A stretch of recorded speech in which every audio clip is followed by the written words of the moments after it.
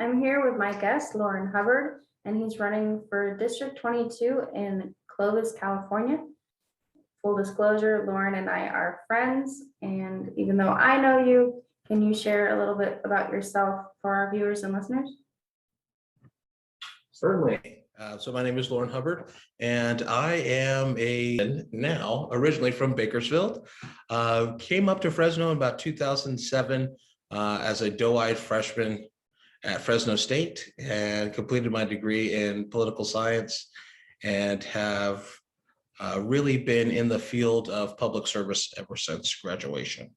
I started with the Department of Social Services here for Fresno County for a time, and switched over to the state level, where now I work as the operations manager at the Water Resources Control Board. What are some problems that you've noticed in agribusiness in your district?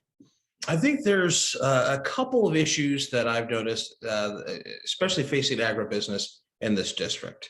The biggest one that I can think of right now is the consolidation of agribusiness and these ag monopolies that are really decreasing competition. And we have this issue now where the number of farms that we have in our area have decreased, but the need for food production is only going to increase. And so I think we need to recognize that agriculture is the backbone of this district. And when I'm out talking to people about how our farms are being squeezed and on the inputs and the output side, it's one of these issues that I think resonates with people across the board, across the political spectrum.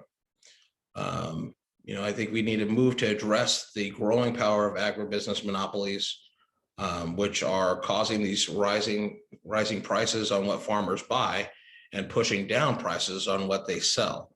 And if you look at some of the statistics from like the 1980s, for example, American consumers, for every dollar that American consumers spent on food, 37 cents of every dollar went back directly to farmers. In 2019, where we have the latest data, 2019, farmers made less than 15 cents on every dollar. So the difference is really starting to show. And I think that we need to recognize that those dollars that are not being put back to farmers are not circulating in our community.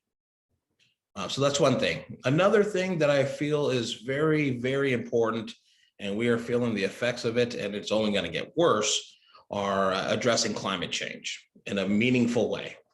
The drought that we are currently in, we just got out of one a year and a half ago, 2 years ago, that lasted a number of years. By now the science is settled on that. There's consensus in the scientific community, and we have to recognize that the economic impact of drought has an effect on our economy. UC Davis did a study that was out in 2020 on the economic effects of the last drought, and found that our Central Valley communities lost $3 billion directly due to drought-related stunting of economic growth. If we're going to solve this problem of climate change, I think it is imperative that we never go about vilifying an entire sector like I've heard some folks do.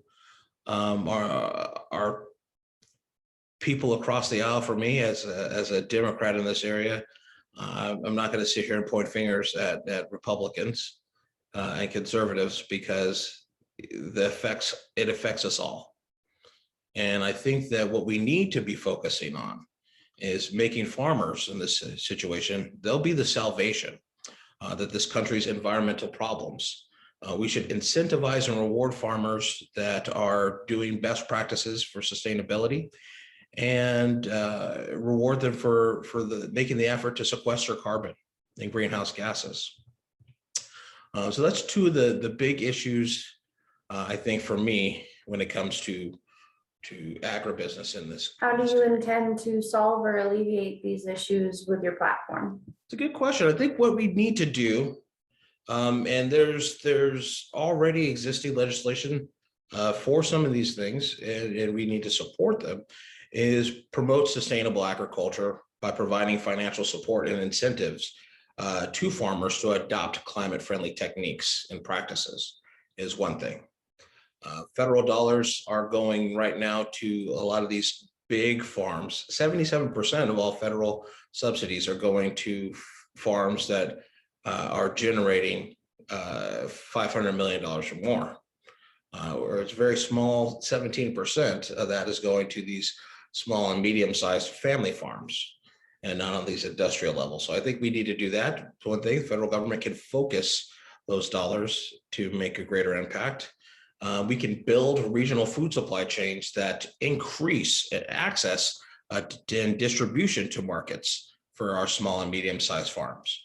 When we widen the availability of fresh, healthy, locally grown produce to nearby communities, those dollars again are circulated in our communities, and we're benefiting the people that live in those communities. And then another thing, which is imperative, especially because it's something that the federal government can do. And again, when it comes to that synergy of people helping people, when we're talking about agriculture in this area, we have a lot of people, especially in the west side of the district here, Fresno especially, but our South Valley have or what we call food deserts. And it's really something that is, you would think, couldn't be the case. You know, the Central Valley is the world salad bowl, where 70+% of the agriculture that people are eating around the world comes from here.